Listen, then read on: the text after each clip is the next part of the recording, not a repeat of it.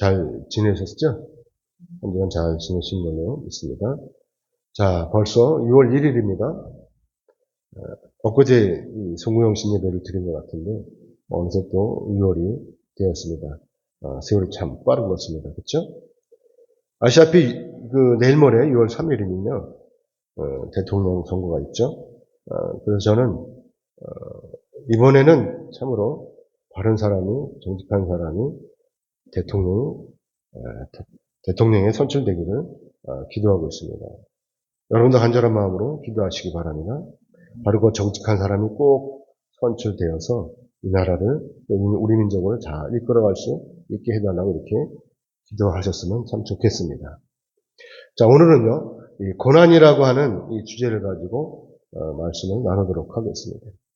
여러분도 고난이라고 하는 것을 잘 아시죠? 제가 이 고난이라는 단어를 서점에서 찾아보니까 괴로움과 어려움이라고 이렇게 정의하고 있습니다. 자, 우리는요, 예수를 믿어요. 그렇죠? 그래서 사람들이 우리를 향해서 뭐라 그러냐면 그리스도인이라고 이렇게 이야기합니다. 하지만 문제는 뭐냐면 예수를 믿는 우리에게도 고난이 찾아온다라고 하는 것이죠. 왜 그럴까요? 남들이 믿지 않는 예수를 우리가 믿는데 왜 우리에게 고난이 찾아오냐 하는 것입니다. 일반적인 생각으로는 우리가 예수를 잘 믿으면 만사가 다 형통할 것 같아요. 사실 저나 여러분이나 이런 기대를 따라서 이런 기대를 가지고 예수 그리스도를 구주로 영접하고 또 믿는 것이 아닙니까? 여러분 어떠세요? 남들이 믿으니까 따라서 믿는 것입니까? 그래서 여러분이 생각하는 대로, 그래서 여러분이 계획하는 대로 그동안 여러분의 모든 일들이 다 형통하게 잘 풀렸습니까? 아마도 그렇지 않을 거예요. 어쩌면 믿지 않을 때보다 더 고난이 많았을지도 모릅니다. 이스라엘 백성들은 하나님의 도우심으로 말미암아서 애굽에서 탈출을 했어요. 그리고 하나님께서 10가지 재앙을 통해서 바로의 마음을 이렇게 바꿔주신 것입니다. 그런데 문제가 발생을 했죠. 바로왕의 마음이 변했다고 하는 것입니다. 그래서 이스라엘 백성들이 홍해를 건너기도 전에 바로왕이 쫓아온 거예요. 군사들을 이끌고 쫓아온 것입니다. 바로왕이 이스라엘 백성들을 다시 쫓아온 이유는 뭐죠? 그것은 바로 이스라엘 백성들의 이 노동력이 아까운 거예요. 그리고 또 필요한 거예요. 그래서 쫓아온 거예요. 그래서 바로왕이 이스라엘 백성들을 다시 추적하게 된 것이고, 만약에 이때 이스라엘 백성들이 바로왕에게 붙들리면 어떻게 되겠어요? 영락없이 또 바로왕의 노예가 되는 것입니다. 자, 그러니 이때 이스라엘 백성들의 마음은 어떻게 했어요? 앞에는 넘실거리는 파도가 있어요. 홍해바다가 있는 것입니다. 파도가 넘실거리는 홍해바다가 떡하니 자리 잡고 있고, 또 뒤에는 어때요? 벼락같이 소리치면서 쫓아오는 이 바로왕이 있는 것입니다. 그러니까 이때야말로 진퇴양난이죠. 이것을 보고 우리는 뭐라 그랬냐? 고난이라고 하는 것입니다. 그래서 이스라엘 백성들이 이때 이렇게 아우성을 치는 거예요. 넘겨주세요. 출애굽기 14장 11절의 말씀을 같이 보겠습니다. 같이 읽겠습니다. 시작. 그들이 또 모세에게 이르되 애굽에 매장지가 없어서 당신이 우리를 이끌어내어 이 광야에서 죽게 하느냐? 어찌하여 당신이 우리를 애굽에서 이끌어내어 우리에게 이같이 하느냐? 우리가 애굽에서 당신에게 이른 말이 이것이 아니냐? 이르기를 내버려두라. 우리가 애굽 사람을 섬길 것이라 하지 아니하더냐? 애굽 사람을 섬기는 것이 광야에서 죽는 것보다 낫겠노라. 아멘이요? 자, 이럴 때 모세는 어떻게 해야 되는 것이 맞는 거예요? 백성들의 말에 따라서 바로왕에게 항복하는 것이 맞는 거예요? 아니면 전능하신 하나님 앞에 엎드려서 간구하는 것이 맞는 것입니까? 당연히 지도자라면 전능하신 하나님의 능력을 믿고 하나님 앞에 간구하는 것이에요. 그렇죠? 그리고 이런 고난에서 벗어나는 것이 하나님의 종으로서의 도리라고 하는 것입니다. 그러니까 모세가 이때 이렇게 이야기를 하는 거예요. 출애굽기 14장 13절로 14절의 말씀 같이 읽겠습니다. 같이 읽겠습니다. 시작. 모세가 백성에게 이르되 너는 두려워하지 말고 가만히 서서 여호와께서 오늘 너희를 위하여 행하시는 구원을 보라. 너희가 오늘 본 애국 사람을 영원히 다시 보지 못하리라. 여호와께서 너희를 위하여 싸우시리니 너희는 가만히 있을지니라. 아멘. 이것이 믿음이라고 하는 것입니다. 바울이요, 2차 전도여행 중에 빌립보로 갔어요. 근데 이 빌립보에 가서 봉변을 당하는 거예요. 이 빌립보는요, 마게도냐에서 가장 큰 성이고 또 로마의 식민지라고 하는 것입니다. 그런데 여기서 바울이 봉변을 당하게 되는 거죠. 그 이유는 뭐예요? 그 이유는 바로 귀신이 들린 이 여종을 구해줬기 때문이라고 하는 것입니다. 그래서 오늘 16절의 말씀 보면요, 바울은 디모데와 실라 그리고 누가와 함께 기도하러 가다가 길에서 귀신 들린 이 여종을 만나게 되는 것입니다. 이 여종은 뭐 하냐면 귀신의 도움으로 점을 쳤다는 거죠. 점을 친 거예요. 자, 그러면 여기서 귀신의 도움으로 점을 친다. 그럼 뭐예요, 요새? 점을 치는 사람들은 다 귀신이 돕는 거예요. 알았죠? 아시죠? 자, 그리고 여기서 황당한 일은 뭐냐면 이 여자의 주인이 여럿이 있다라고 하는 것이죠. 한 명이 아니고 여러 명이 있다는 거예요. 그러면서 여러 명의 주인들이 뭐를 하느냐? 이 여자아이를 통해서 돈을 버는 거예요. 그러니까 결국은 돈을 착취하는 거죠. 이 여자아이가 점을 보면 그 돈이 수익이 들어오잖아요. 이걸 착취하는 거예요. 이 재미로 사는 거예요, 이 주인들이. 그런데 문제는 뭐냐면 다른 것이 아니라 이 여종이 바울이 누구인지를 알아봤다는 거예요. 바울이 누구예요? 바울은 바로 하나님의 종이잖아요. 그렇죠? 하나님의 종이에요. 예수 그리스도를 전하는 전도자였다고 하는 것이죠. 그런데 이 여자아이가 이 사실을 안 거예요. 오늘 보면 17절의 말씀 같이 보겠습니다. 17절 같이 읽겠습니다. 시작. 그가 바울과 우리를 따라와 소리질러 이르되 이 사람들은 지극히 높은 하나님의 종으로서 구원의 길을 너에게 전하는 자라 하며. 사랑하는 여러분, 이 여종이 어떻게 이 사실을 알았을까요? 그것은 바로 이 여종의 몸속에 누가 있어요? 귀신이 들어있는 거예요. 귀신이 알아본 거예요. 귀신도 영적인 존재이기 때문에 하나님을 알아보는 거예요. 여러분들 이게 다니시다가 저 사람 예수 믿는 사람인지 아닌지 알 수 있어요? 모르잖아요. 다 똑같잖아요. 그렇죠? 잘 몰라요. 근데 귀신을 알아본다는 것이죠. 그렇기 때문에 저와 여러분이 무당집에 가면 점괘가 안 나와요. 근데 또 점괘가 나오는 경우는 뭐냐? 잘 안 믿는 사람이야. 예수를 안 믿는 사람은 점괘가 나와요. 근데 예수를 잘 믿는 사람은 점괘가 안 나와요. 아셨죠? 그러니까 무당집에 가지 마세요. 점괘가 안 나와요. 그렇기 때문에 오늘날 귀신도 저 여러분을 아는 거예요. 무늬만 그리스도인지 진짜인지 다 아는 것입니다. 아멘. 아무튼 좋은 말 한두 번이 똑같은 말을 이렇게 자꾸만 들으면 어떻게 되겠어요? 짜증이 나는 거예요. 짜증이. 바울도 처음에는 불쾌하지 않았어요.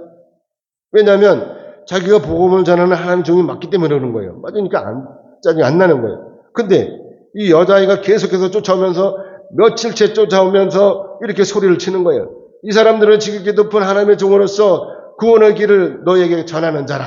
이러면서 쫓아다니는 거예요. 그러니까 바울이 어떻겠어요? 돌아본 거죠. 어떤 놈이, 저놈이 어떤 놈인데 나를 이렇게 쫓아다니면서 저러지? 그러다 돌아본 거예요. 돌아보니까 어때요? 그 아이의 몸속에 귀신이 들어가 있는 것이죠. 그래서 바울이 여자아이를 위해서 이렇게 명령한 것입니다. 예수 그리스도의 이름으로 내가 네게 명하노니 그에게서 나오라. 아멘? 그러니까 어떻게 돼요? 그때 귀신이 어떻게 돼요? 나오는 거예요. 귀신은요, 예수 그리스도의 이름만 들어도 벌벌 떨어요. 그래서 나오는 거예요. 예수 그리스도께서 하나님이시기 때문에, 예수 그리스도께서 십자가를 위해서 삼위 권세를 이기셨기 때문에 이 귀신이 벌벌 떠는 거예요. 그래서 나오는 거예요. 그동안 여자의 몸에 들러붙어가지고 온갖 행패를 부리던 그 귀신이 여종의 몸 밖으로 나올 수밖에 없는 것입니다. 자, 근데 문제가 생긴 거예요. 여자애를 통해서, 여종을 통해서 돈을 번던 그 주인들이 난리를 치는 거예요. 수입이 끊겼잖아요. 그렇죠? 그럼 어떻게 하겠어요? 가만 내놓을 수가 없는 거예요. 여종이 이제 점을 못 치니까 돈을 벌 수가 없는 것이죠. 여기서 여자아이는요, 귀신으로부터 해방이 되었기 때문에 여자아이는 정상적인 삶을 살 수가 있게 된 거예요. 하지만 반대로 이 여종을 통해 가지고 돈을 벌던 이 인간들은요, 당장 수입이 끊어졌잖아요. 그럴 때 화가 난 거예요. 그래서 이 사도 바울을 그냥 내버려 둘 수가 없다라고 하는 것입니다. 오늘 보면 19절로 20절의 말씀으로 같이 읽겠습니다. 21절까지 같이 읽겠습니다. 21절까지. 19절부터 21절까지 같이 읽겠습니다. 시작. 여종의 주인들은 자기의 수익의 소망이 끊어진 것을 보고 바울과 실라를 붙잡아 장터로 관리들에게 끌어갔다가 장관들 앞에 데리고 가서 말하되 이 사람들이 유대인인데 우리 성을 심히 요란하게 하여 로마 사람인 우리가 받지도 못하고 행하지도 못할 풍속을 전한다 하거늘. 여기서 장관들이라고 하는 것은 식민지를 관리하는 집정관들, 일명 집정관이라고 하죠. 이들을 얘기하는 거예요. 로마의 관리들을 얘기하는 것입니다. 이 관리들은요, 이 주인들, 여종의 주인들은요, 이 집정관에 가서 이렇게 바울을 고발한 거예요. 이 여종의 주인들이 고발 내용을 보면 자기 여종이 점을 치지 못하도록 귀신을 쫓아내었다라고 하는 것이 아니라 유대인인 이 바울이 로마인인 자기들이 거부하는 그 종교를 전파했다고 하는 것이죠. 당시에 이 로마인들은 이 그리스도인들을 싫어했어요. 예수를 전한다고. 자기들의 잘못은 쏙 빼고 바울의 허물만 이렇게 부각하고 있는 것이죠. 사랑하는 여러분, 바울은 어떤 사람이 로마 시민권을 가지고 있어요. 바울도. 로마 시민권을 가지고 있죠. 이 당시 로마의 시민은요, 형이 확정되기 전에는 때리지 않았어요. 만약에 로마의 시민을 정당한 절차 없이 가두거나 때렸을 경우 그 관리가 어떻게 돼요? 파면되는 게 이 법이었다고 하는 것입니다. 그런데도 바울은 이때 자기가 로마 시민권자라는 것을 밝히지 않았다고 하는 것입니다. 오히려 이 로마의 집정관들이 가해오는 그 고통을 고스란히 다 받아낸 거예요. 마치 예수님께서 십자가에 달리실 때 털 깎는 양같이 잠잠히 계셨던 것처럼 바울도 잠잠히 이들의 매를 다 맞고 결국은 감옥에 투옥이 되었다고 하는 것이죠. 만약에 바울이 이때 자기 신문을 밝혔다면 나 로마이냐? 나 로마 시민권을 가지고 있어. 이렇게 밝혔다면 아마도 바울은 이렇게 모진 매를 맞고 감옥에 갇히는 일이 없었을 것입니다. 여러분 이건 어떻게 생각하세요? 오늘 보면 22절로 24절의 말씀을 같이 보겠습니다. 22절에서 24절 같이 읽겠습니다. 무리가 일제히 일어나 고발하니 상관들이 옷을 찢어벗기고 매로 치려하여 많이 친 후에 옥에 가두고 간수에게 명하여 든든히 지키라 하니 그가 이러한 명령을 받아 그들을 깊은 옥에 가두고 그 발을 착고에 든든히 채웠더니 아시다시피 바울은요, 자기가 로마 시민권자임을 밝혔다면 이렇게 매를 맞지 않았을 뿐만이 아니라 죽음의 그림자가 넘실거리는 그 감옥에도 들어가지 않았을 거예요. 그런데도 바울이 이렇게 매를 맞은 거예요. 집정관들이 그만 때리라고 할 때까지 맞은 거예요. 그것도 어떻게 맞아요? 옷을 찢어내고 옷 위에다 때리면 덜 아플까봐 옷을 찢어내고 맨살에다가 이 매를 퍼붓었다고 하는 것이죠. 그래 어떻게 됐겠어요? 살갗이 찢겨나가고 피가 터졌을 거예요. 얼마나 아팠겠어요? 저도 군대 생활할 때 매를 맞아본 적 있어요. 그때 제가 하사로 군대 생활한 거 다 아시죠? 그때 선임하사가 때리는데 분대장들 다 모아갖고 하사들 다 모아갖고 때리는데요. 공명사부로 때리는 거예요. 훈련 나갔는데. 야외 훈련 나가서 분대장들 집합하라고 해갖고 엎어놓고 공병사부로 때리는 거예요. 차라리 빠따로 맞으면 괜찮아요. 공병사부로 맞으니까요. 얼마나 아픈지 몰라요. 얼마나 아픈지. 그냥 불이 나는 거예요. 불이. 엉덩이에서. 표현할 수가 없을 정도로 아픈 거예요. 그러니까 한 사람은 그거 맞고 대골대골 굴리는 사람도 있는데 저는 그 정도는 그러지는 않았는데 아무튼 엄청 아파요. 엄청 아파. 그런데 그것도 옷을 벗기고 그 매를 쳤다고 그래요. 얼마나 아프겠어요. 이것은요. 매를 맞는 것은 그야말로 인격의 무시인 거예요. 원시적인 방법이죠. 그렇죠? 그런데도 바울이 이걸 참은 거예요. 이걸 참아낸 거예요. 왜 그랬을까요? 왜 참았을까요? 저 같으면 진작에 내가 로마 시민권자 이러고 신분을 바뀌었을 거예요. 남에게 싫은 소리를 듣는 것도 힘의 겨워요. 그런데 어떻게 매를 맞느냐 하는 것입니다. 그것도 한두 대가 아니라 그만하라는 때까지 이렇게 맞았다는 거죠. 여러분 이런 고통을 견딜 수 있겠어요? 그런데도 바울은요. 이 고통을 다 견디고 감옥에 들어간 거예요. 감옥에 들어가서 어떻게 됐어요?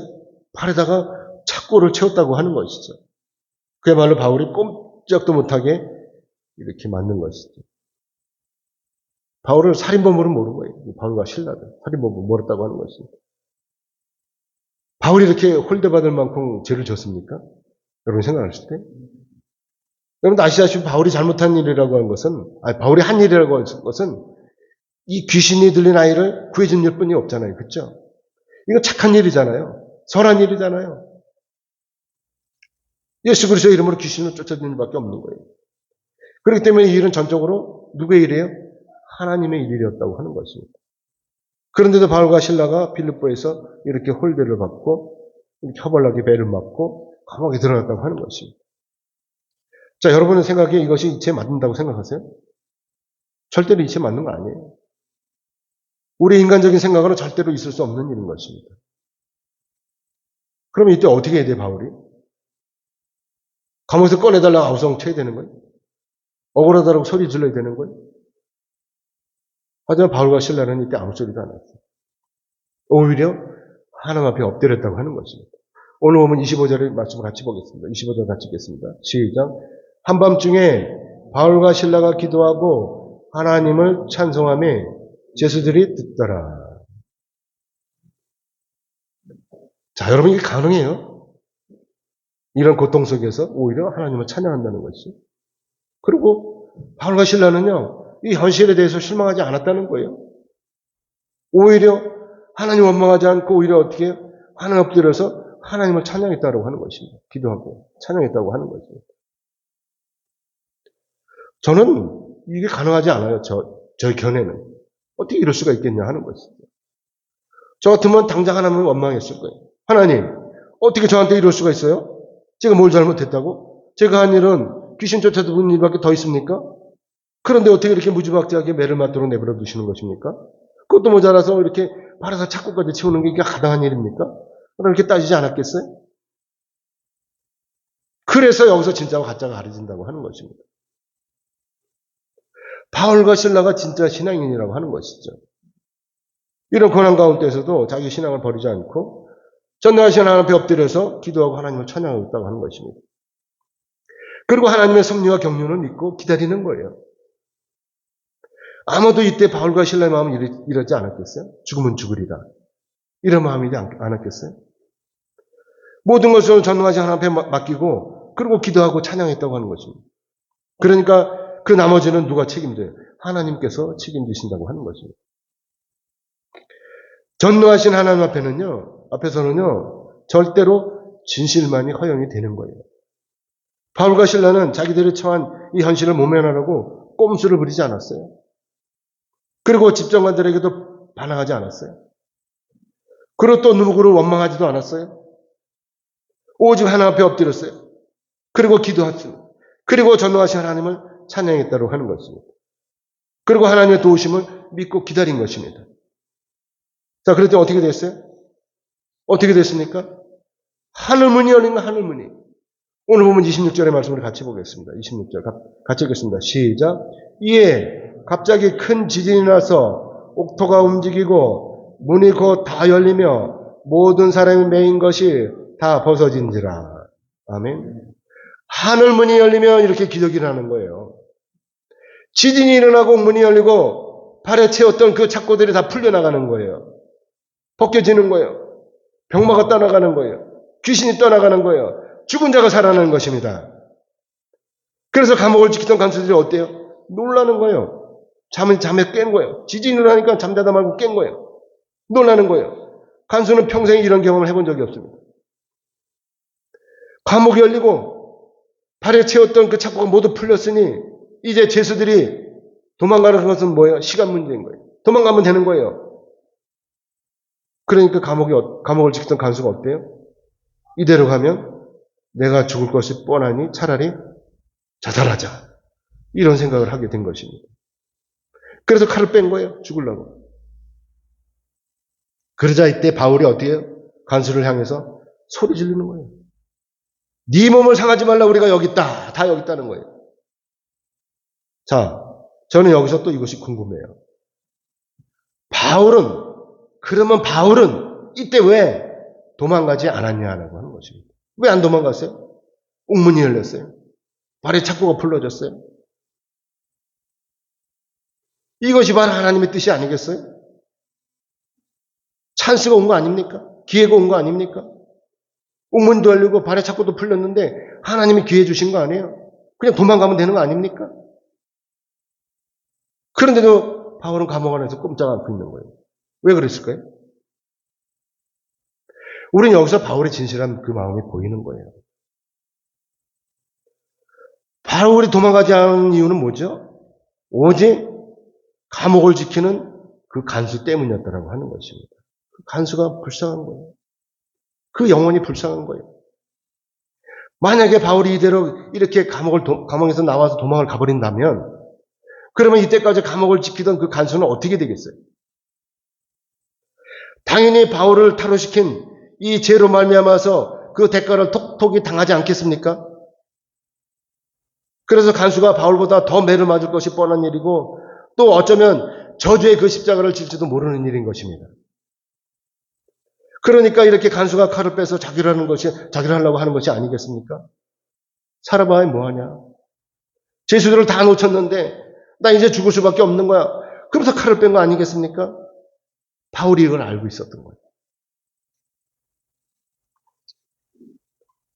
그래서 바울과 실라가 옥의 문이 열렸는데도 불구하고 자기들의 발에 차고 있던 착고가 모두 풀렸음에도 불구하고 도망가지 않았다고 하는 것입니다.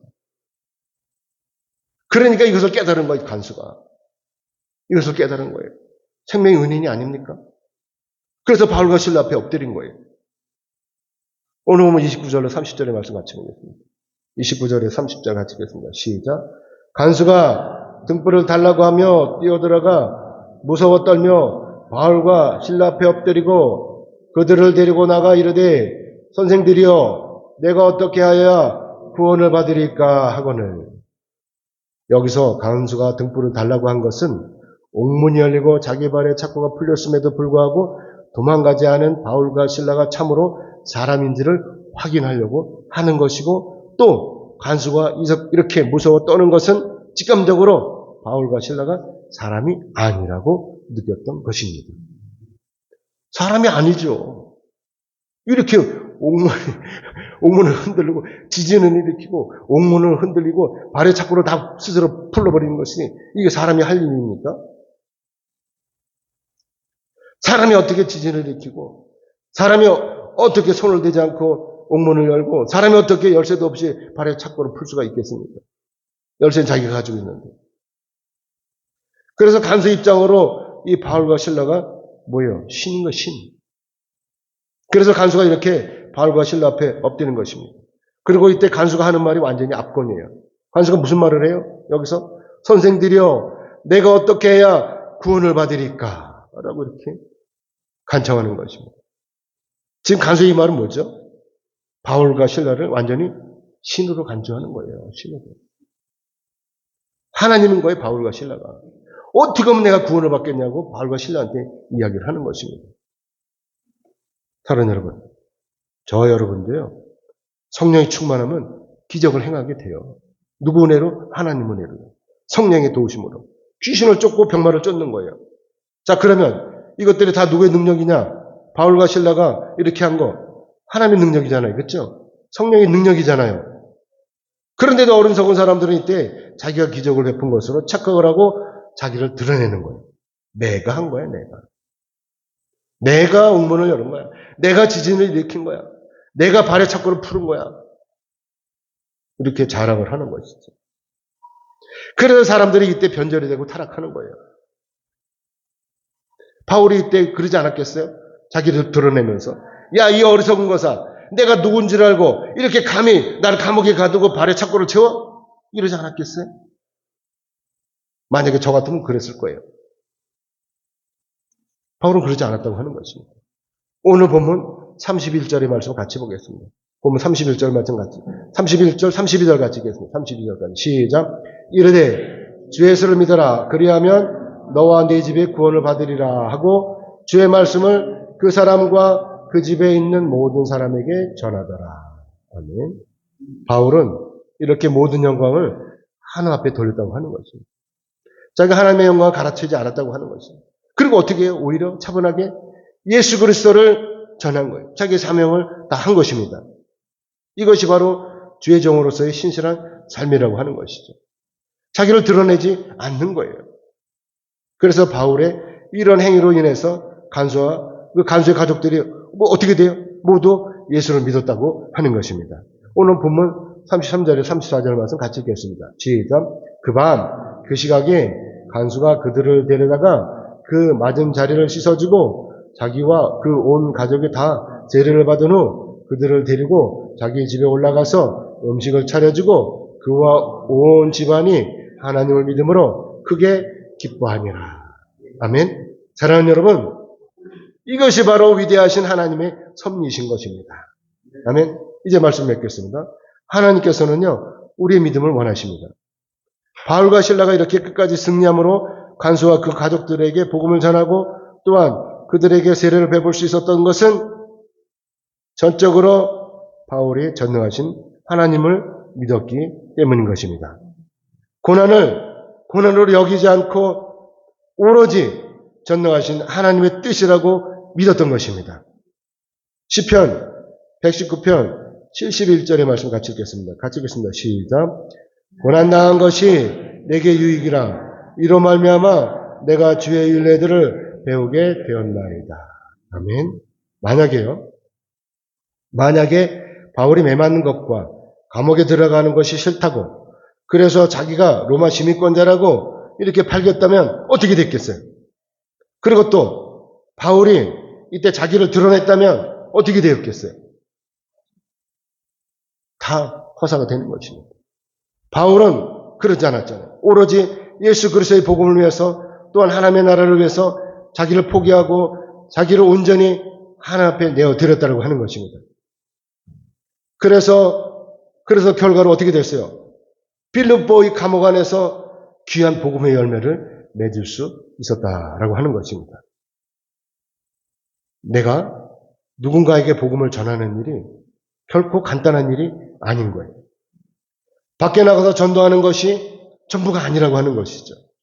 예수를 믿으라고 외치는 것이 전부가 아니라고 하는 것입니다. 그럼 뭐가 전부예요? 그것은 바로 우리가 오늘 해야 할 일, 그것은 바로 우리가 바울처럼 내가 먼저 그리스도인의 삶을 직접 살아내야 한다라고 하는 것입니다. 어떤 고난이 닥쳐와도 어떤 장애물이 나를 가로막아도 나는 끝까지 참고 기다리는 거예요.